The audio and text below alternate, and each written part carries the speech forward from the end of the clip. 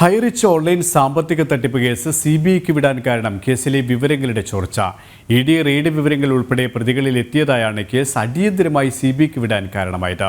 അതേസമയം ഇഡി അന്വേഷിക്കേണ്ട case CBI ഏറ്റെടുക്കുമോ എന്ന കാര്യവും സംശയത്തിലാണ്.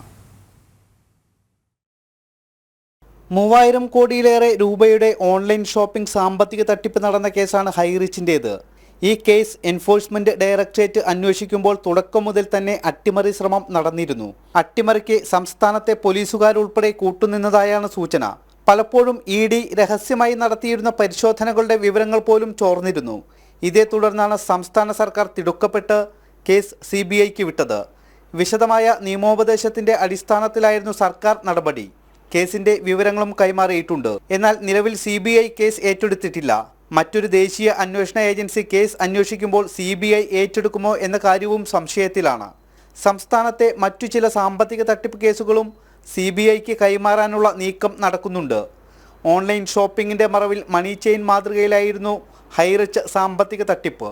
3141 കോടി രൂപയുടെ സാമ്പത്തിക തട്ടിപ്പ് നടന്നതായി മുഖ്യമന്ത്രി പിണറായി വിജയൻ തന്നെ നിയമസഭയിൽ പറഞ്ഞിട്ടുണ്ട്.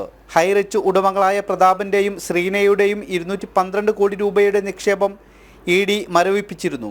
126 കോടി രൂപയുടെ നികുതി വെട്ടിപ്പും കണ്ടെത്തി. ഒളിവിൽ പോയിരുന്ന ഹൈറിച്ച് ഉടമകളെ പിന്നീട് കസ്റ്റഡിയിലെടുത്തു. ഭാരതത്തിൽ 680 ഷോപ്പുകളാണ് ഹൈറിച്ചിന് ഉണ്ടായിരുന്നത്.